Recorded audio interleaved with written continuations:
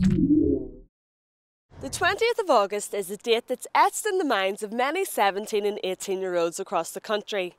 A-level results are out and the number of students getting A grades is down by almost 1% on last year. The performance at the highest grades may have been lower, but the number of students sitting the exams has risen for the first time in 4 years.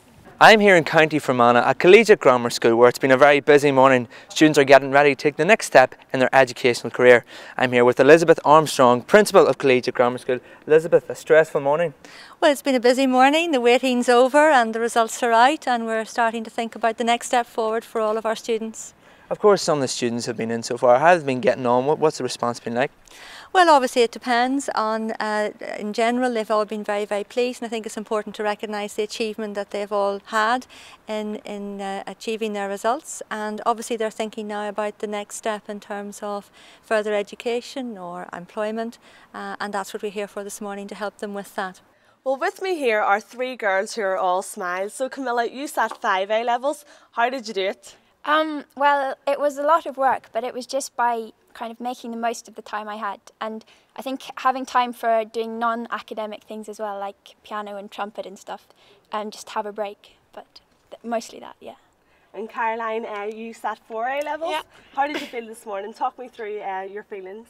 Oh well, I woke up and I was completely nervous, so I went on UCAS track to see to see if my status had changed, and then when I got that, I immediately went to the post office, which was closed, so I waited half an hour and then I got them and I was really pleased. Didn't expect it at all.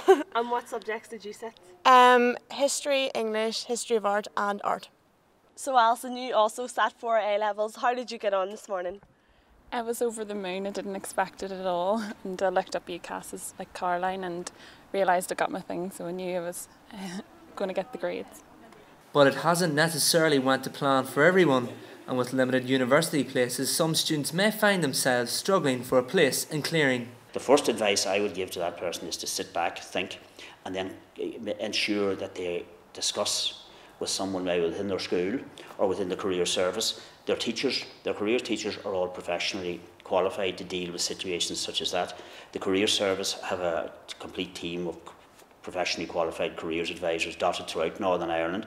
They'll find those offices on the career service website, and I would advise them to stop, think, reflect for a moment, and then seek advice and guidance from either within their school, the career service, or possibly some other friend or trustworthy peer that they're familiar with. But most certainly, do not panic. So that's the stressful A-level results over for yet another year. But a whole other group of younger students have the GCSE results to look forward to next Thursday. Niall McCracken for Fermanagh TV.